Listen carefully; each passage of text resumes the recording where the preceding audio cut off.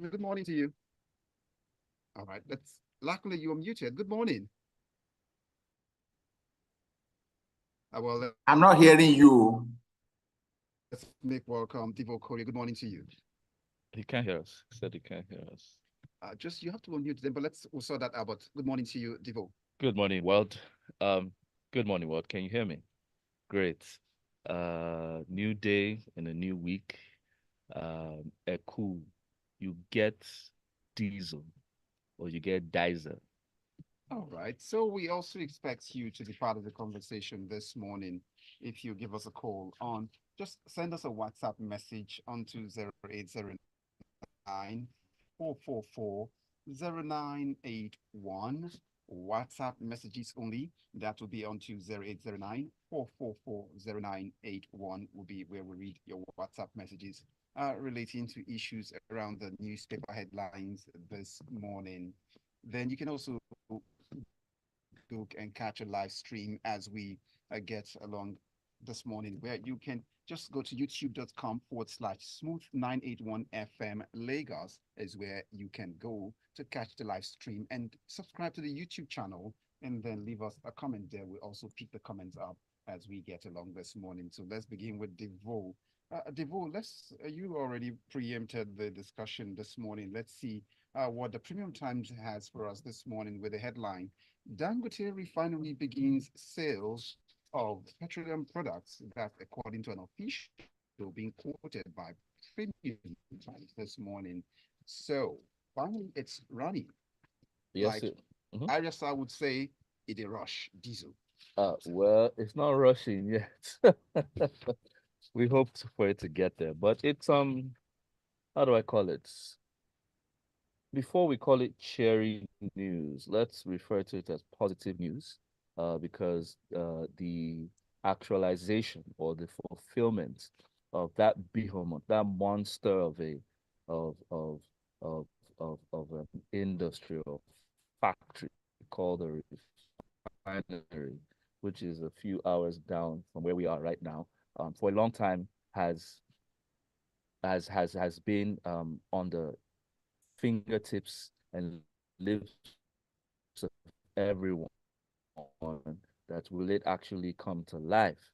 And finally, in the Dangote refinery with um, diesel and what do you call it? That's AGO, and then ATK, that's aviation fuel. Okay, so they started loading. The executive director did say that they've loaded like about 37 million liters, both offshore and locally. And while ships are loading, okay, and moving, the local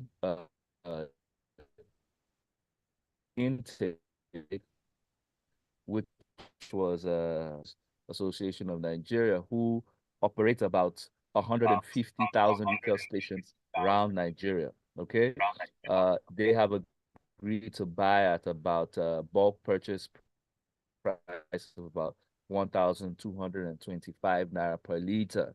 Okay, which is slightly lower than what the current market price about 1.4 was, and slightly higher than the NNPC price of about 1.1 thereabouts. But the point is, even though NNPC sells at 1.1, can you get it?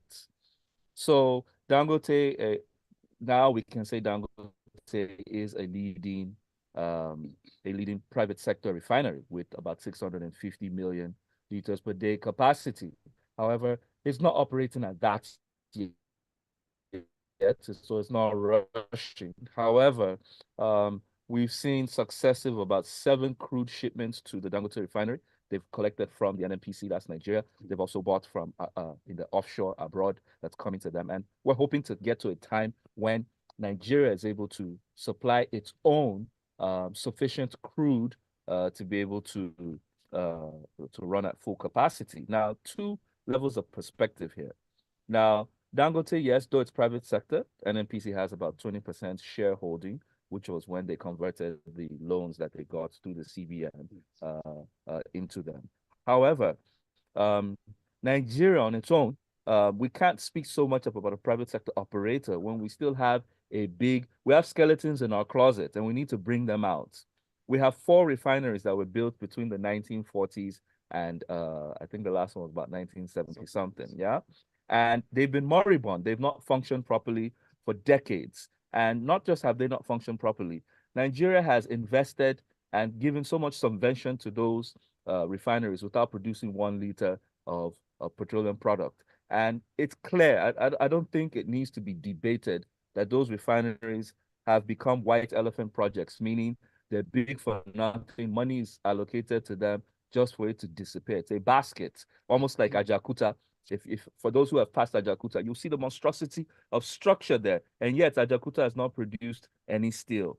So it's time Nigeria can, as the NNPC has planned, become a net exporter of petroleum products.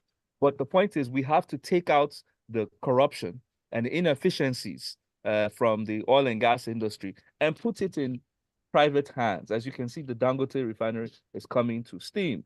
We have the Petroleum Industry Act, which was one of the biggest achievements of the Buhari administration. But is this administration able?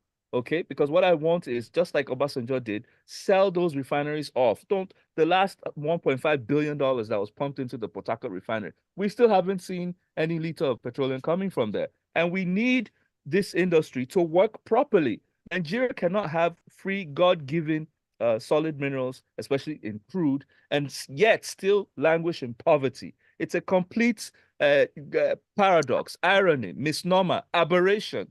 We need to get it right. Now, that's a fine place to live it, and also expect now the listener to also let us know their thoughts relating to this headline as Dangote refinery commences sale of diesel AG, as it is said, and it's a question to find if in the coming days it will rush, using the lyric of that song. As we go on now to Lakunle, your connection, is it okay? Can you hear us now? I can barely hear you, but it's there. All right, can you hear me, Lakunle? Yes, I can hear you a little Okay, bit so better now.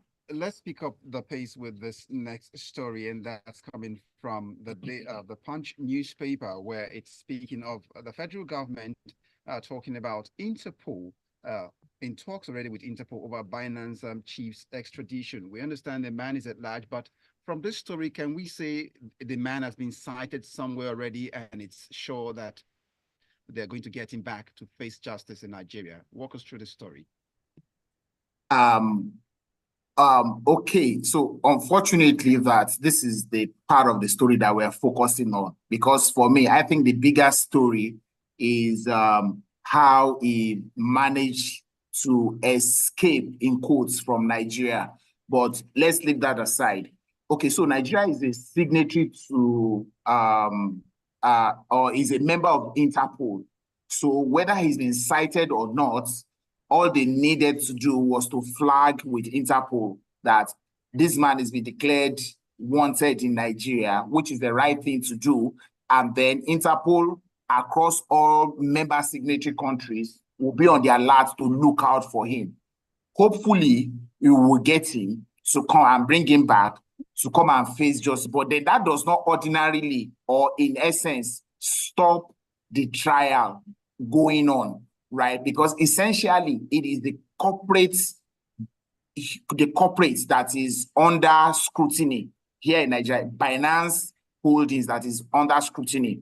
Where I don't think that we have got a court order to actually lift the veil on Binance corporates. It just happened that those were the representatives who came to think that they were going to help to sort out what the challenges were. But the man took the better option, an option to go out without authorization, which is what he has done. So the Nigerian security apparatus have the rights to declare him wanted through Interpol.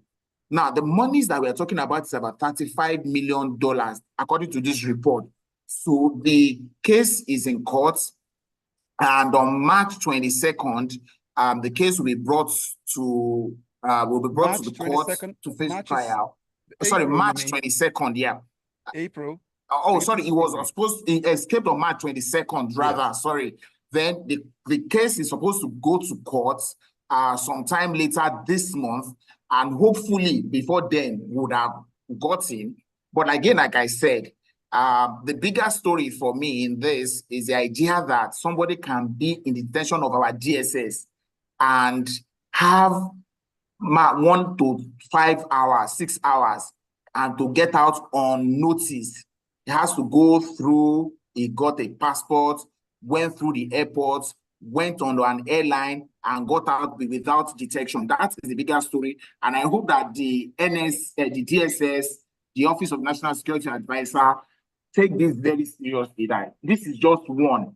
What it could have happened earlier, if this has happened, it means another one can still happen. And then we need to deal with it.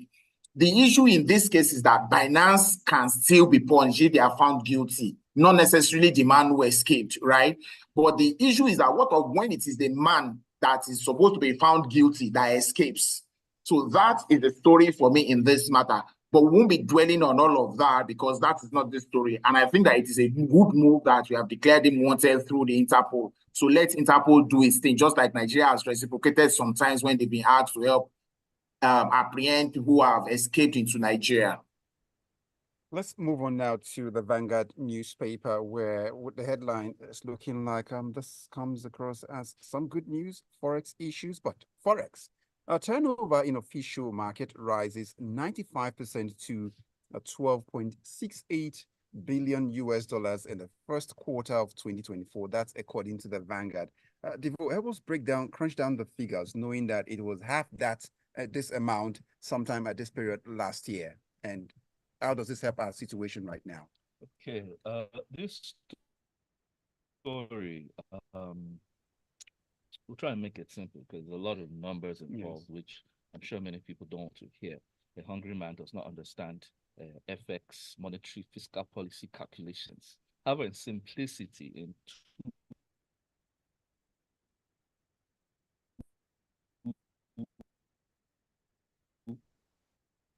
that dollar supply into the country quarter on quarter. In Q4, it was at $32 billion.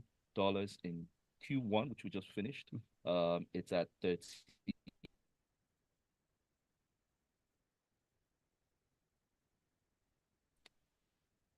At 1,900 per dollar.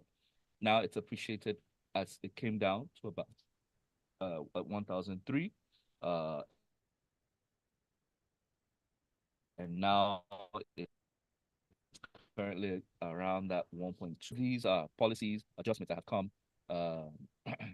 have come from the CBN in terms of the monetary policy measures they have taken, and this includes paying back the $7 billion that was an obligation to foreign investors. As you know, a lot of investors need to confirm that if they put their money into the system, it will come back, right? So a lot of that money that was being owed some sectors so that they could repatriate their funds was being paid back finally. Also, they increased the the lending rates, okay, to check inflation, because the point is your savings is turned into nonsense if the inflation percentage is higher than the savings rate. So they've had to make some of these harsh adjustments. It's a trade-off for local money supply, but the truth is, at this point, we do need to balance and stabilize the economy. There needs to be some level of certainty. Also, they've also had to mortgage our crude to some levels of the barrels to ensure that foreign investors have the confidence to be able to bring their money in. Also, they've had to take loans from Afrexim. NNPC has also had to go into its own coffers to see how it can also lend the country some daily needed FX. Now, I think it's a bit early to start to praise them, but what we can say is that we are seeing the current moves of the government to be able to bring about some level of stability. Now, my only concern is that the real issue is not the monetary policy moves. It's not how you mortgage yourself out of your current situation. It is how you stabilize for the long run, meaning fiscal. One, diaspora remittances. Even though the country is not meant to live on diaspora remittance, that's money that our brothers and sisters send from abroad into the country. How well have we positioned the country to attract as much inflow? One. Two, local production. Nigeria is a diversified economy, about $450 billion strong. Now, what is the contribution of a diversified economy to the GDP? We can see that exports-wise, non-oil sector is just a little below 20%. So there's still a lot of work needs to be done between the Ministry of Finance and the Ministry of Industry and Trade to boost our local industries so that not only will they provide for Nigerians, they'll also provide excess for export to earn and give us that balance that we're looking for. All right, that's where we leave it and move away now to the Daily Trust newspaper. That's for Lakunle's attention this morning. But let's get your thoughts coming across to the WhatsApp, and that's 0809-444-0981 will be where we read the messages. Of course, we're on youtube.com/smooth 981 FM Lagos. So far, we've been able to pick up the paper. Dangote Refinery begins sale of petroleum products. Official confirms. That's from the Premium Times. And then there was also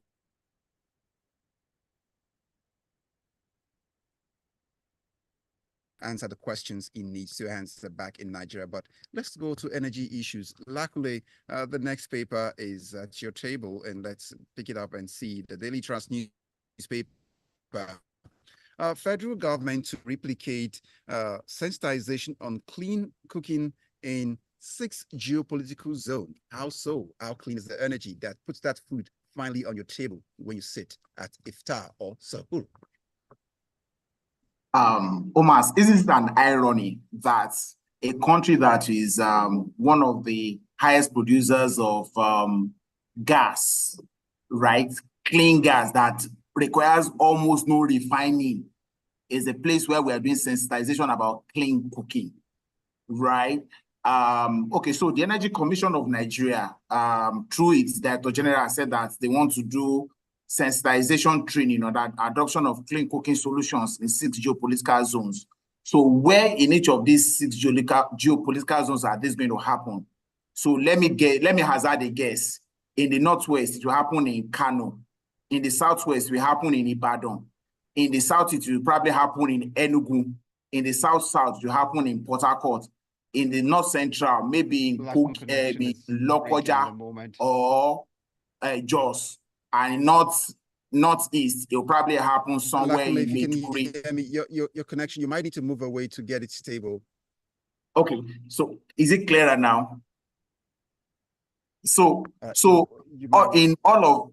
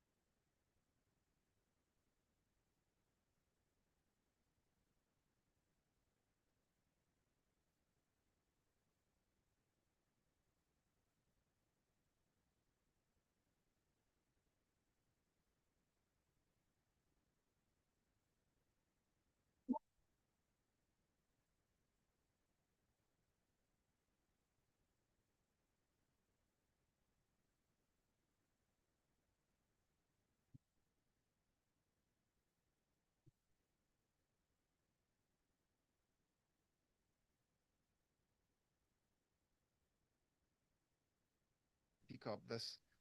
Let's get into all of the messages you sent in now. So the messages here go on. This one from Chukwuemeka. Well, it says Naira is appreciating. Why is the foodstuff still high in the market? Bread 1.8 and rice 1,003 for Derica. It still So can't take a while to They stabilize. can't get the math sorted out really right now, but as Devoe has mentioned, it take a while.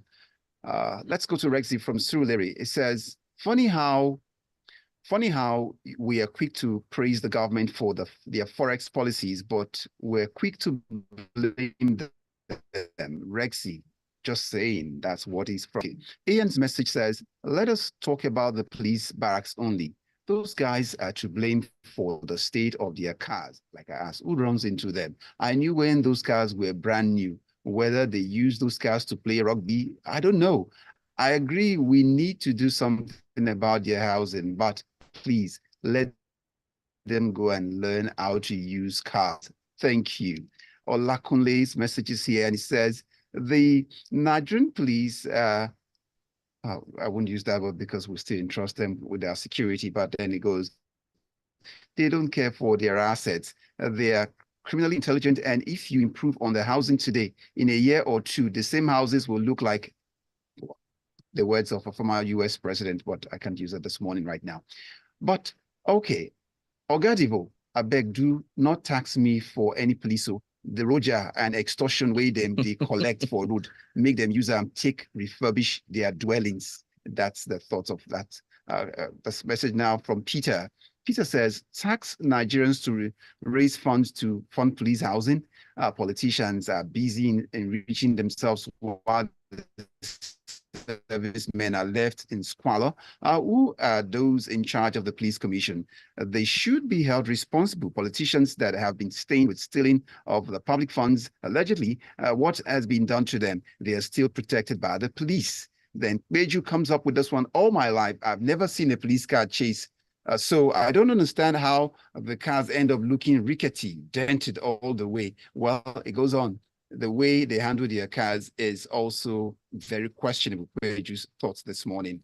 And then comes Chibuzo from Isolo saying, I disagree with the analysis on police welfare.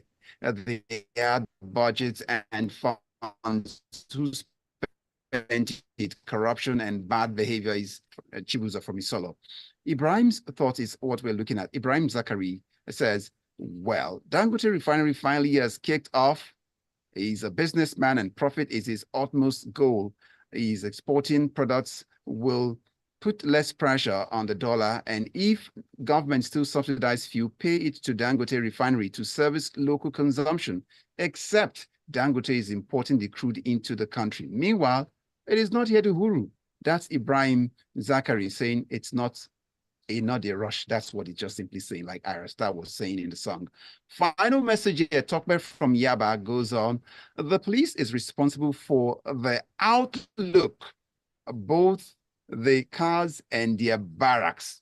That's how he sums it up. Gentlemen, Lakunle, Yusuf, honestly, the network topsy-turvy, but we say thank you for your time this morning. The elements combined this morning to keep my voice out of the studio.